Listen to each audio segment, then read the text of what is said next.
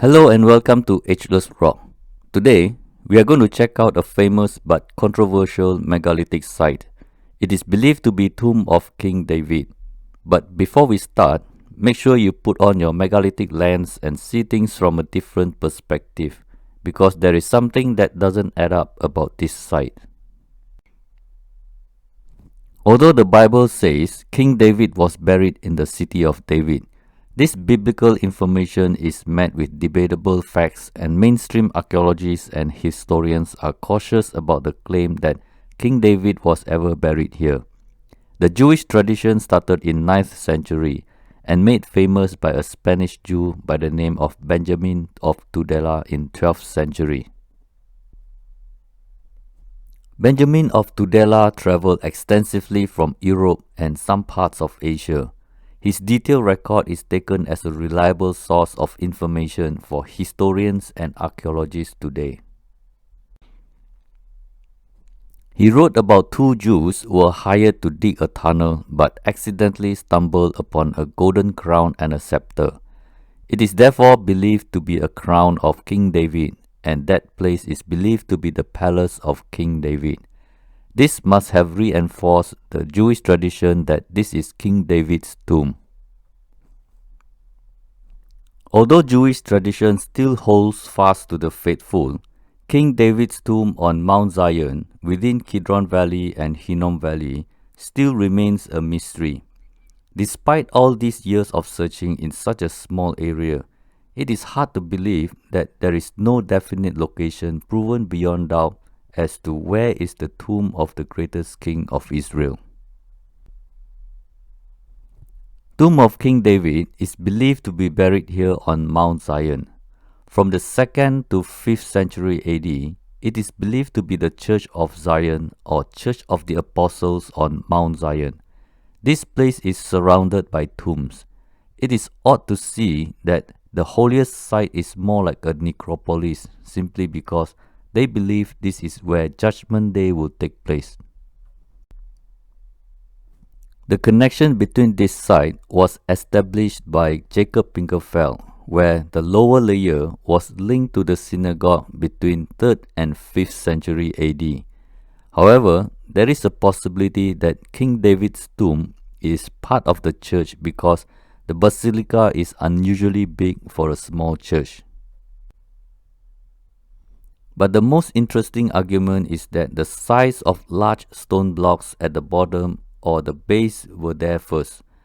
It is argued that the structure we see today were built on existing larger stones, which archaeologists say it was from Herodian era, which is approximately 2100 years ago.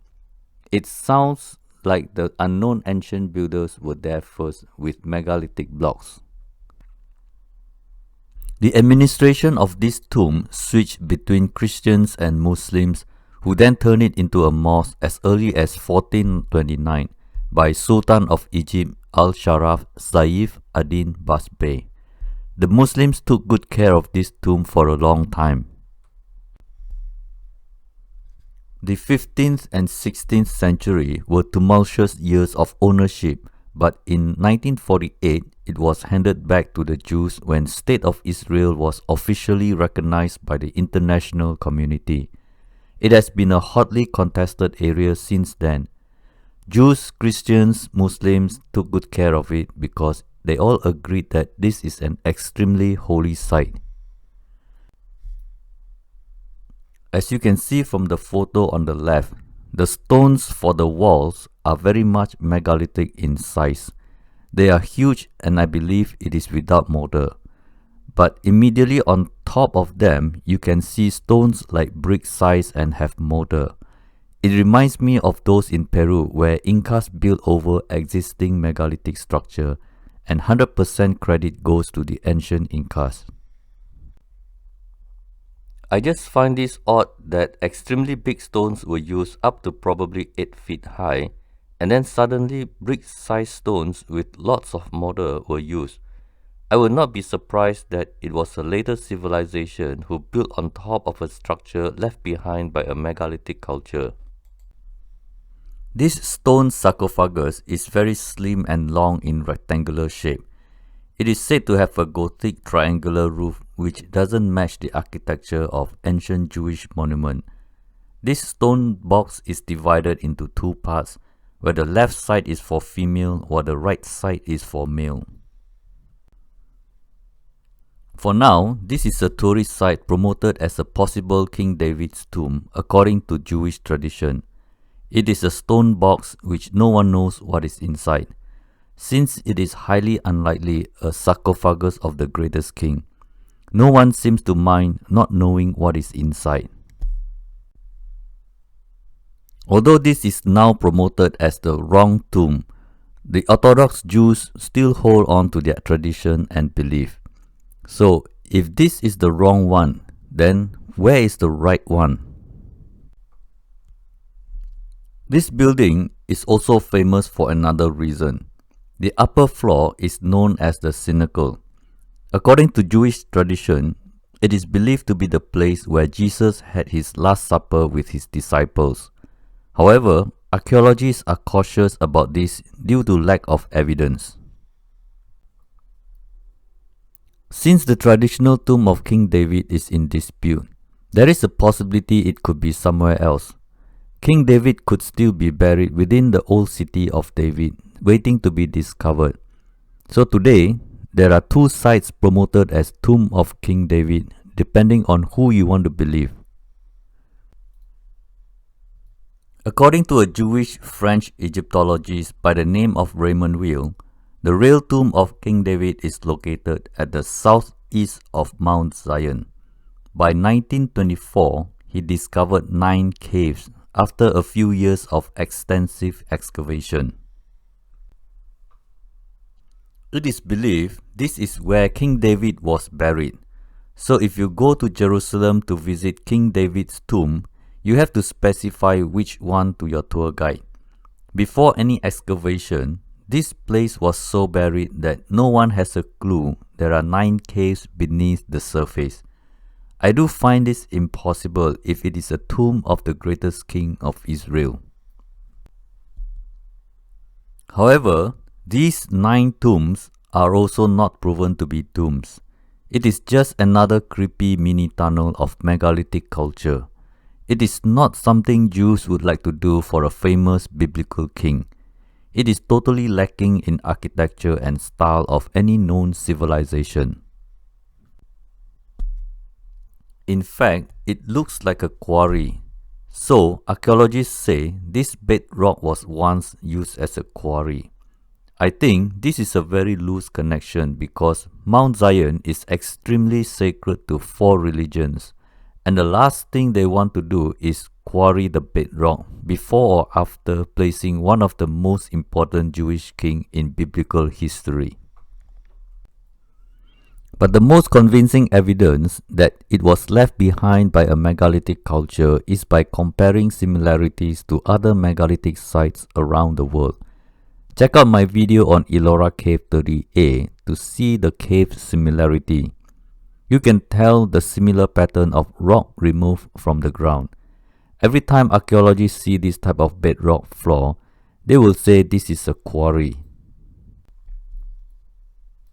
Another evidence I find on the ground is the unfinished work which looks like rectangular block of stones were about to be removed from the bedrock. The 4 sides and the top is pretty much done. But how do you lift the stone off the bedrock? The mystery is how did ancient Jews chisel their way under the rock? To illustrate my point, if you want a block of stone and you have chiseled 4 sides with ancient chisels, how do you detach the stone from under the bedrock? This is the same dilemma you get at Rota Island.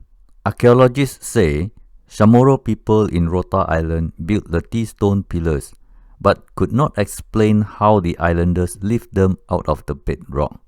From my observation, this is done with the same technique by the same unknown ancient builders. I think this is a bad design not fit for a king.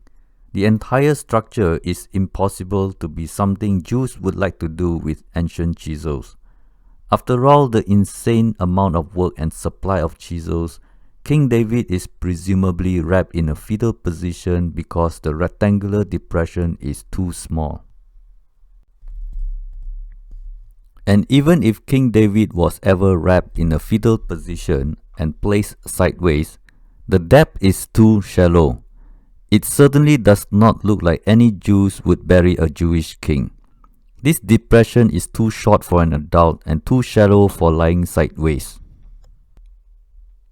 The most compelling evidence is that it was a brand new discovery when it was excavated, and there was no dead body to be found. Archaeologists cannot really claim that the dead body was stolen. From my megalithic lens, I see that there are some things that doesn't add up. King David killed Goliath with a slingshot. He united 12 tribes and established Jerusalem as capital. He brought the Ark of Covenant to Jerusalem. He defeated many enemies of Israel. With all these achievements, how can we be still looking for his tomb? Well, that's all for today. I hope you enjoyed this short presentation on Tomb of King David and have a wonderful day.